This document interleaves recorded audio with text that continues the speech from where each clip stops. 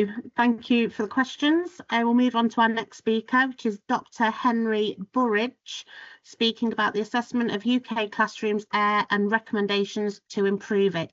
Thank you. Thank you. Yeah, very interesting to hear all the talks and questions. I believe someone's going to provide some slides. Thank you, Mike. Yeah, so I really want to talk about an ongoing research initiative to really measure air quality in UK classrooms in a way that's very scalable and can be done and is being done across the nation, but could be done to a much greater extent. Next, please. And the initiative's called SAMHE, and it stands for Schools Air Quality Monitoring for Health and Education. And it started back in 2022 as a collaboration between a number of universities, and the UK Health Security Agency played a role in informing our behavioural science piece. Next, please. So I think we'll just quickly reiterate that, you know, indoor air is really important, and particularly so for children in classrooms. And it's been stated before, but, you know, poor air quality is definitely linked to poorer learning. And so there's lots of co-benefits for improving air. Next, please. And we're not just interested in the educational benefits of better air quality, but also the health benefits. There's a whole range of both acute and chronic implications for exposure to air pollution. And schools should be, you know, safe environments in every sense of the word, and that means that we need to be in providing an environment of clean air. Next, please. So SAMHE seeks to measure the air quality and then link to other projects to improve it and ultimately change behaviour and policy and lead to better air quality. And the monitors we use measure carbon dioxide to give us an indication of relative ventilation rate, temperature and humidity to ensure the thermal environment is okay. VOCs we won't talk about. I don't think they have a lot of scientific benefit, but particular matter you've already heard a lot about, and we'll talk a bit more as we go on. Next, please.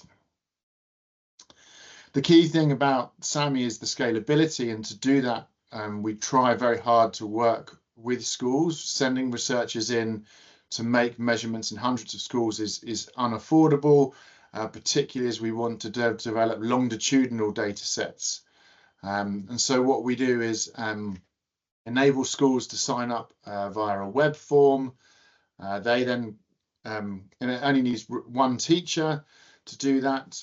They then get posted a monitor which they connect to the school's Wi-Fi, and as soon as they've done that, we start receiving the data, but more importantly, they get access to the SAMHE web app, and that enables them to see all their data and provide them with lots of engaging activities to do with their pupils to explore and understand air quality, and it, you know, links to contexts of creative writing and the like. Next, please.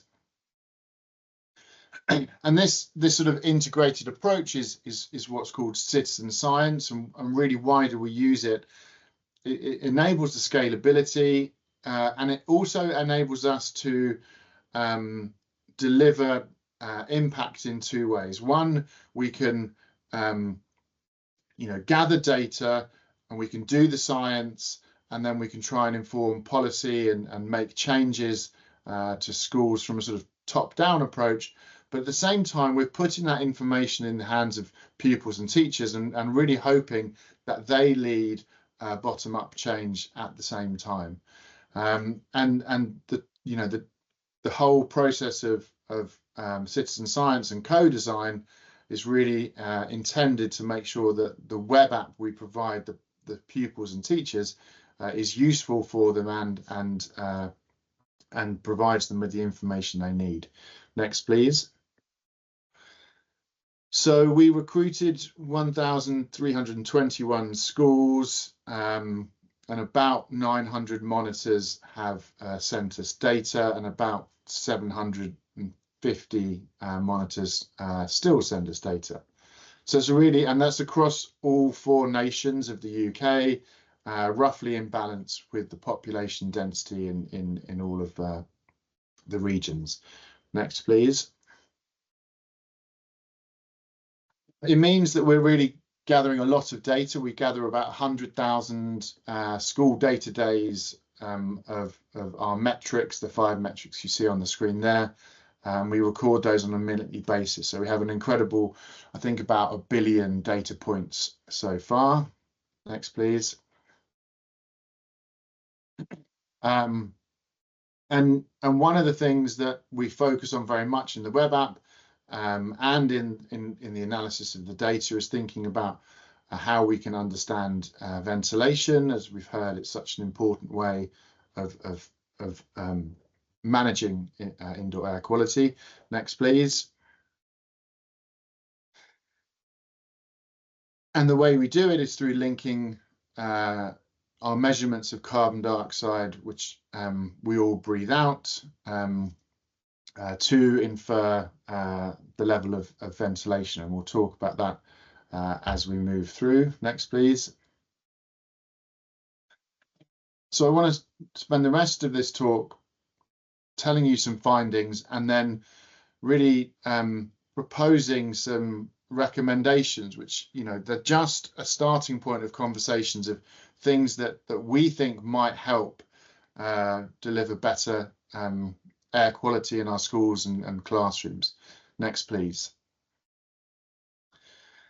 So one thing to note is that most classrooms, over 95% in the UK, are naturally ventilated, and it means that during colder weather, classrooms can really struggle to keep the windows open and keep the ventilation appropriate. Next, please.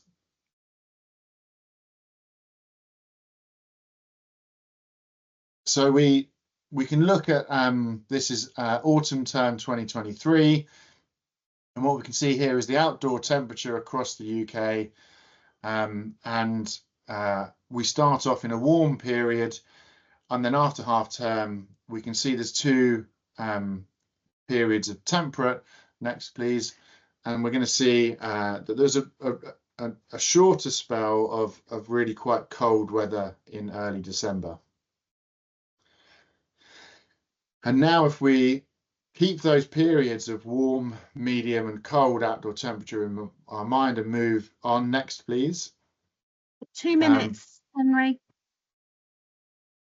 Well, this is going to have to go quick. And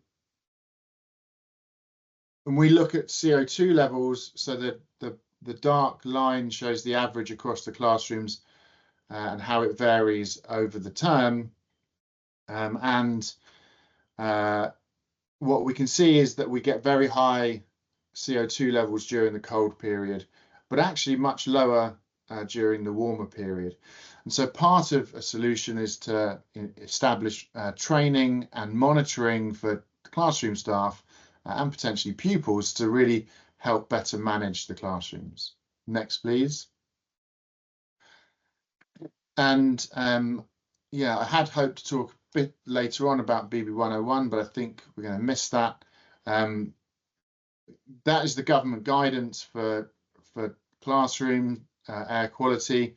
And what we see is in the warmer period, so in that brown circle as the outdoor temperatures warm,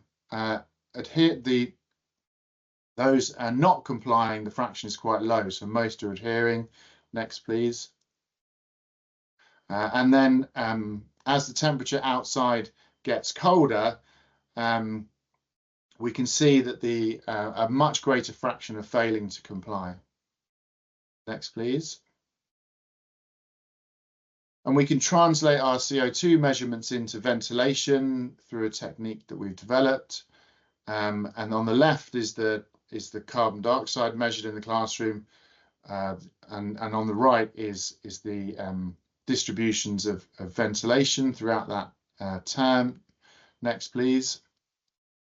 And the key thing to say here is that even during the warmer period, we're getting about 6 litres per second per person on average in the classrooms, and that drops to 4 litres per second per person during the cold period. And I think one context to see that is that the government guidance for office space is that it should deliver a minimum of 10 litres per second per person. So I think we really need to focus government guidance on achieving good levels of ventilation. Next, please. Next 2, please. So what we've been able to do is show that there's no significant difference between primary schools and secondary schools, even though one shows a higher level of CO2. That's only because the children there are breathing more because they're bigger. So that's something that guidance needs to factor in. And interestingly, the government publish school capacity targets, and what we found is that the schools that are currently over their capacity target exhibited significantly worse ventilation rates than those that were below it, and that seems like a very simple thing to enforce adherence to. Next, please. So Becky, I thought I had about 3 minutes left. Henry, it's Matt, and I'm following you, and I can allow you a little bit more time. So you have a couple more minutes, and I'll cut back on mine because I think your stuff's very important for everyone to hear. Well, that's very kind, Matt. I was going to say that yours is very important too. I mean, yeah. So let equally important. I think next, please. We'll try and get through this. So yeah, this. Next, please. Next, please. Next, please. And so this is just an illustration of how. So the red line shows that the daily average particulate matter measured in schools, and the blue is the levels outside measured at the nearest reference station. Next, please. And what you can see is that there's a really big peak in that September, and that's because there was a Saharan dust event. So it's one of these very nice illustrations of how outdoor air quality really does impact the stuff we see indoors. Next, please. Let's skip over the next couple. Yeah, fine. So I think what's really important to say here is that we know that ventilation dilutes indoor pollutants, but increasing ventilation can be costly. Unless we do it carefully, we waste a lot of thermal energy, which is expensive, and it brings stuff in from outdoors. So what I think, we have to be very careful. It's not a straightforward thing to address, but I think it's worth thinking of the following facts: that the current guidance to schools says that the daily mean CO2 should fall below 1500. In SAGE, we recommended that levels below 800 were indicative of good ventilation, and that's a big difference between the two. And moreover, we don't measure CO2 routinely in classrooms, so it's not as if it's easily enforceable. The guidance provides no values for other pollutants like PM 2.5, for example, but WHO guidance is there. Long-term exposure should be below 5 micrograms per meter cubes, and that there is metrics out there that we could rely on when consulting and revising guidance to schools. Next, please. I think it's worth saying that classrooms during warmer weather actually achieved reasonable ventilation rates. That I often struggled when it was really cold, but there's engineering retrofits at both classroom and building level that are available, as long as the resources and the logistics to deliver those are there. And it's been said a few times, the air filtration is a really Matt's going to talk a lot about some good evidence of how that can be deployed very efficiently. And in our study during the pandemic, we saw that air filters in classrooms significantly reduced absence rates. Next, please.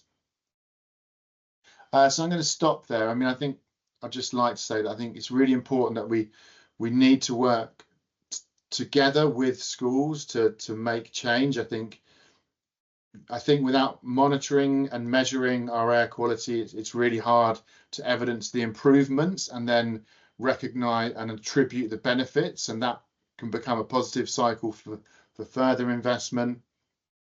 We need to engage staff in helping provide that process, and I think most importantly, I think we need to take action. I think there's enough evidence and there's enough good options that we should be making change, and I really see UNISON and forums like this as a really important partner in that. Thank you. Thank you. We're now pleased to welcome Matthew Clark, Air Quality Programme Manager at Hertfordshire County Council, to talk about how he and his team have delivered the Cleaner School Air project in Hertfordshire. Thank you. Thanks, folks. It's good to be here speaking to you, and hopefully passing on some gems of wisdom that we've learned over the last 12 months here in Hertfordshire. We've been working very closely with Henry and the SAMHE team to enable us to do the work that you're going to be hearing about here. And just to note that without that support, I don't think we would have been able to be sat here in a position to tell you anything in terms of evaluation impact. I think the beauty of this project, it brought local authorities who have the contacts with schools together with the academic circle who are able to offer that additional support and are well versed in evaluation. Next, please. So I won't dwell much on some of these slides because it's repetition from what you've heard before. But needless to say, I'm an air quality bod, so I could talk to you all day about air quality, but we are finding that we are spending large proportions of our time indoors, and for school children that could be 30% of their overall time that they're in the school, and the vast majority of that within the classroom environment. So it promotes this as a very good space to take action, and if we can do something there, then we're probably doing something which is as good as we can get as a starter for 10. I know there are other areas of the classroom we can talk about, of the school we can talk about, but classrooms is where folks are often in close proximity to the same people, having that exposure from being next to each other for a long time, and they're there for a good chunk of the day. Next, please. We know that not all schools are naturally ventilated, which can create a challenge. There's some statistics up on the screen there, but one of the key things I think to know when we're talking about particulate pollution that's been noted, now particulates may be a vessel for carrying viral particles around in the air or keeping them suspended, but they actually have a detrimental impact to health of their own. But we know that there's a very close correlation between outdoor air pollution in terms of particulates and indoor particulate levels, and I just want to dwell on that to say this means it's really important, and there are things that we can do, or anything that we can do to reduce particulate production in the external environment is going to end up with a cleaner internal environment in our schools, in our hospitals, in places where it matters. Okay. I also just want to say that we know that when we've surveyed our population, often people feel powerless. They feel they can't do anything about air pollution. They live in an area where it's very congested, there might be industry. They don't feel like it's within their gift.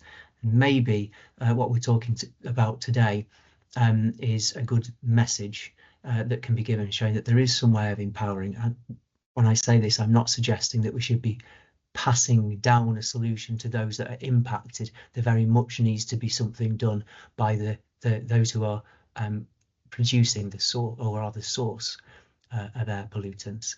But hopefully this is a good news story to say, actually, we can do something for our own good. Next slide, please. So what did we do? Why am I here today? Well, we understood at Hertfordshire County Council that there was the potential to clean the air through technology that exists out there. We're talking about air purification in this sense, so filtering the air here. We understood that we wanted to do something on this and thought that looking at vulnerable groups was the best. So looking at more at-risk groups to health impacts from pollution was the best thing to do. And younger children are one of those more at-risk groups. As has been mentioned earlier, we know schools are an area where very often the petri dishes of society, where disease spreads and gets taken home to our nearest and dearest in all the settings.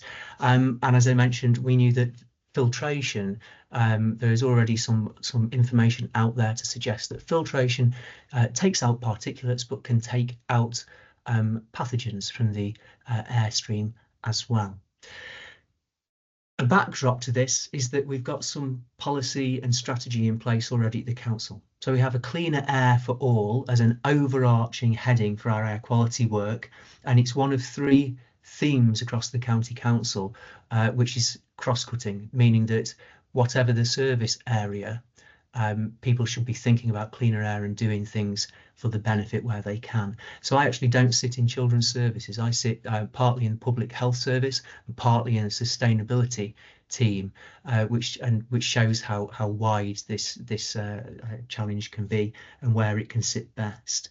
Under the Cleaner Air for All programme, we have a strategy which states that we want to try and engage our population and reduce population exposure with a particular focus on more at-risk groups. And this provided us with a rationale, when we take into consideration the information on the slide, to promote going and doing a project.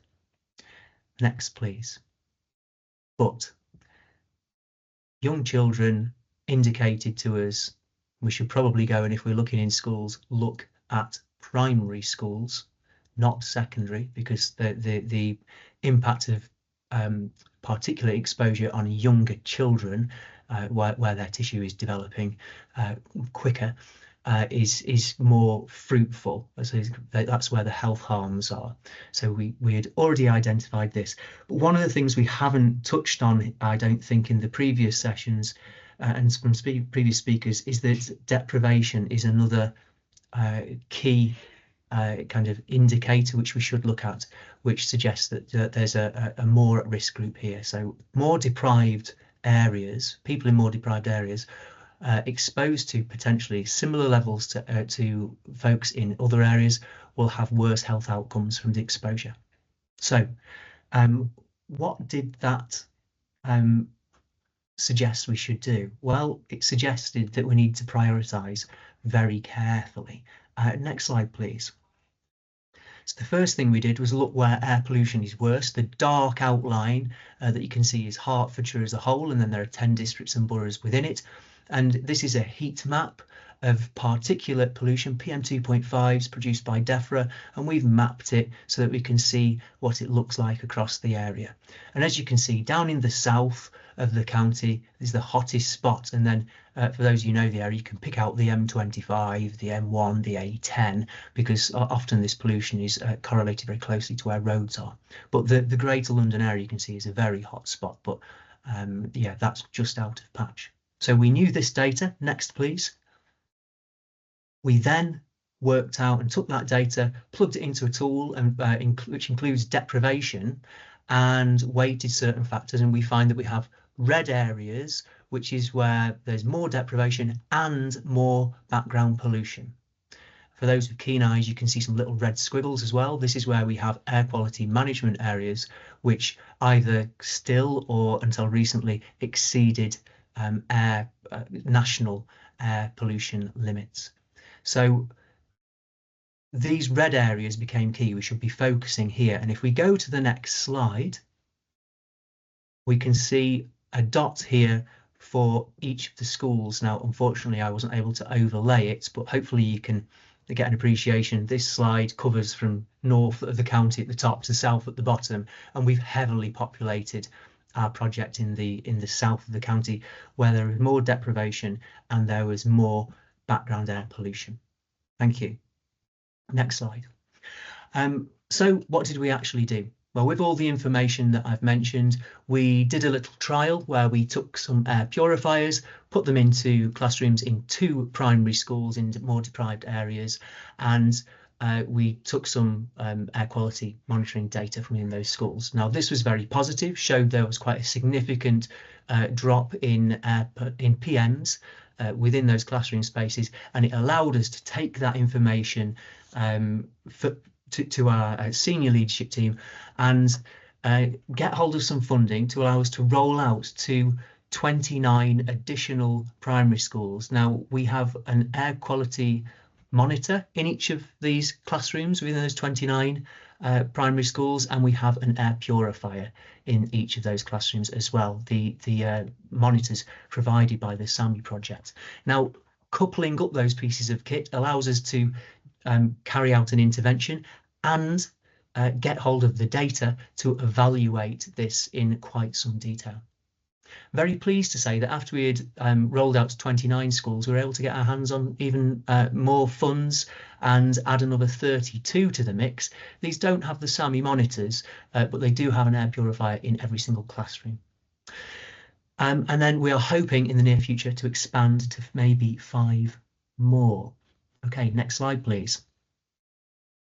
So this gives us 63 schools in total, over 700 purifiers and over 350 monitors. I'm pleased to say we've got about a connection rate with about 90%, just under 90% of those monitors sending information back. So we know that they are still working. So it's a really good news story. Next slide, please. So this is a little bit on the purifier itself. We have carried out a procurement exercise, that we have a framework in place. So if other councils wanted to come to us, they will be able to use this framework without having to go through a big procurement process of their own. But the thing for us really was that we specified we wanted to have a filter which was certified. So we've got HEPA 13 filters in the pieces of kit which we are using. So that tells us they're taking out a huge amount of the PM2.5 material from the airflow. As a word of warning, I would be wary if anyone is looking at air purifiers and comes across something that says this is HEPA-like or it is similar to a HEPA filter.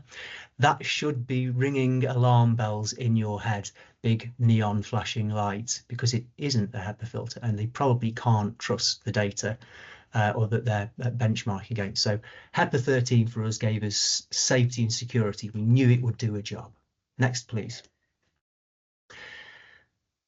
Over those 63 schools, sorry, a little bit of repetition here, but I think it's worth saying, we've provided cleaner air to more than 16,000 children. So 16,000 children plus every school day in the classroom breathing cleaner air, and an additional probably around something like circa 800 wider school community. It's very important that we don't forget that. I mean, health of teachers has been noted in the first presentation, and it really is key. We are currently looking at how we promote the back-end SAMHE web features that have been mentioned by Henry, and the evaluation is ongoing. The evaluation is going to look at PM2.5 impact across this academic year through to the end of this summer term, as well as illness absence. Now, it's too early for us to tell you anything about illness absence. The work hasn't been done, but Henry's team have very diligently been working on the data around particulates, and we have found in the summer term of last year, so before the full evaluation started, Sam Woods, one of Henry's colleagues, was having a look at the data and having a play to get used to it and understand what was going on, and realised, gosh, in the summer term, when we've got all those windows open for natural ventilation, we're still seeing a huge impact on PM2.5s in the classrooms with air purifiers. They actually found about just under a 30% reduction in PM2.5s within classrooms with air purifiers in our study, compared to classrooms in other schools where they don't. But they don't have the purifiers, but they do maybe have the SAMHE monitors. So this was really, really significant. One little take home, which I just wanted to point out on this slide, was we had some questions about from schools around actually, well, what's the cost of running the monitors? And the stat that we have, it's like boiling about 3 kettles a day for each one. So they can be quite thirsty, but they're not a huge cost in terms of the overall energy footprint of a school. I just wanted to dwell a little bit on actually how we took things forward, just to give a bit of a flavour for everybody. So we first prioritised the schools. We then emailed out to a batch of schools to try and get expressions of interest. We then liaised with those that came forward positively to ask for T's and C's to be signed up to, and then onboarded them once we had information on how many classrooms and a little bit of understanding about actually, is there space in these classrooms for a standalone air purifier to be installed. We then, through our contractor or our provider of the purifiers, ordered them, and then they delivered them to the schools, unpacked them, took them into the classrooms, set them up, turned them on, and took all the packaging away. So it was as hands off as possible for the school, because obviously if you've got 16 classrooms, it's going to take quite a while to go around and do that job and then dispose of the cardboard packaging and things. So it was crucial, we felt, that we took resource away in terms of the need for the school to be feeding that in, because schools, you all understand, are very busy places. People don't have a few minutes here and there just to go and do an extra thing in the day. So that was key to us, to ensure that we could onboard school in quite a painless way. We then are continuing to have contact on about a termly basis, just to chivvy folks along, making sure devices are working, and also ask them some questions, which nicely links me to the next slide, please. So we've had some great public feedback. When we did the first 29 schools, we put it on our council social media pages, which is where people go typically to needle the council. Okay, so our socials pages typically get quite a lot of negative feedback and comment. We had pretty much unanimous support from the public. Just pull out from that slide, people talking about, it's great to see that we're protecting children and staff. Clean air in schools will help keep children healthy, and keeping infections down in schools, and they will go down in the community. These are all key things which came out. Next slide, please. We also found from surveying our schools that we just recently had some good feedback here. About 60+% say that they think about air quality more in general. So this is really positive, because typically a member of our public we've surveyed, and we suggest that less than 20% would think about air quality ever. So 60% is really, really high in terms of engagement with the agenda. We found that every single school that responded to the survey, so of the 63 schools, 24 individual schools got in touch, and actually a few additional duplicates, triplicates from some schools. Everyone said that they are using the air purifiers every day, or most of every day, which was fantastic news. The surveys went through ethical approval, so we'll be able to use this in terms of analysis to put out into the public domain at a later date if we feel there's value there. Next slide, please. And I beg your pardon, I've already told you about this one. This is just to say we are currently in that data collection stage. This is, when I say we, this is the royal we. Henry's team, the SAMHE team, are really doing their bit, gathering all that data, that minute by minute data from all those 350 plus monitors they've got out there, and looking at the particulates data that's coming up in those. They're also taking schools data around illness absence, and we hope to have some information of that after the summer term, because it will need to be looked at as a whole. So I can't give you any spoilers there. We don't know yet, but I can tell you a small scale study in Bradford found around about a 20% reduction in illness absence in children in around the COVID times when they used air purifiers. When you take out the big COVID events where it could have been little Johnny had the birthday party at the weekend, half the class went, everyone came down with COVID. So we are, the data is very suggestive that we will see some positive results here, but I haven't got that to share with you today. That'll have to be a watch this space. Maybe next year we'll be back again to tell you more. Thank you, everyone. Thank you very much. Dr. Burridge and Matthew Clark will now be able to take some questions, so I'll hand over to Rebecca to lead on the questions. Thank you. Thank you very much, and thank you everyone for your questions. We've had lots of good questions, and I'm aware we've not got time to address them all. So I've just picked out a couple, and I'm going to ask them both at once. So first one, this has come up a few times, is how do we get schools on board, and how do we get teaching and school staff engaged and willing to help with managing air quality?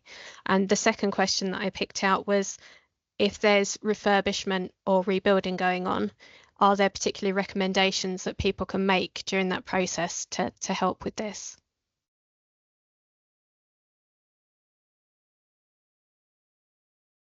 Henry, shall I jump in on the first one first, Yeah. if that's okay, and then I need to think about the second one a little bit. So in terms of how we engaged, when we tried to get 2 schools to do a pilot study, I think we went out to about 25 schools, and we heard from precisely 2. We didn't get no thank yous, because you wouldn't expect folks to provide that. We just got contact from 2. We initially went out to 10 and then had to go out to more. So that's not a great hit rate, is it? We're talking less than 10%. We then went out to, we learned from that experience, did a bit better with our engagement kind of covering letter, I suppose, in the email. And to get the next 29 schools on board, we went out to about 70 schools, and we got those 29. When we went out to try and get another 32, we went out to only 50 schools. We got the 32, and we got a couple more, and we had to turn a couple away. We also went from sending out an email, sending out a follow-up, and sending out a chaser, through to just sending out 1 email in the latter case. Within 2 days, because I got very obsessed with checking on this, within 2 days we had 20 schools. Within a week we had the 32 additional and had to close the floodgates. Now, we feel this was off the back of some really good comms that we've been putting out. We'd been speaking to teachers through our sustainability networks. I'd gone and spoken to them. We'd been putting out information into newsletters, and I think just in general, maybe the teaching community was getting more aware just in general of the potential for air purification as we went along. So yeah, we found it difficult, but once we had that, particularly once we had those good news stories and the fact that folks were saying this is really good, let's see more do it, I think that really did take away that sense of, you know, oh, is this going to be a challenge to the school? I think it probably made head teachers and those responding go, actually, this is seen as a really good thing for the school, and it should be a good thing for the school. You know, why am I not saying yes? Is there a reason not to say yes other than time commitments, which I completely appreciate? So yeah, that was our experience. We kind of learned as we went and felt that things picked up speed as we went through. Henry, did you want to add to that one? Yeah, I mean, I think that case is a really nice example of somehow organically, I really think the sort of word of mouth and good news stories are really important in that example, but I don't know that, and I think that's the key. I think we don't know, and in the absence of knowledge, we kind of have to try everything. So I think we have to try and get into those sort of good news stories and make the most when we do make positive changes. But I also think we need to really work with people like the government and people like the unions to really try and get broad communication as well. That's something that, you know, we as researchers and even local councils can't do. You know, only people like the government and the unions have, you know, truly national reach.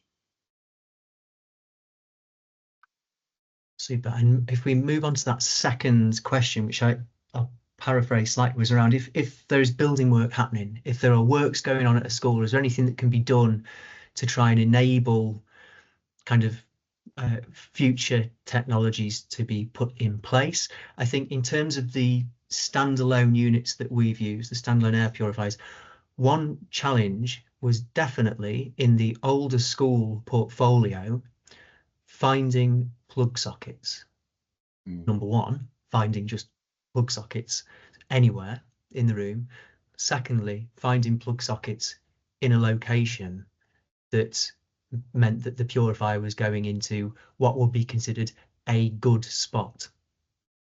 And then this was compounded by the fact in some of our school classrooms we were also looking for a plug socket for the air quality monitor as well. So that did cause some challenges. So what I would say is it's looking about capacity and of the infrastructure in the classroom and thinking about these things up front. Well, what future proofing with this. Now, new schools tend to have very good coverage.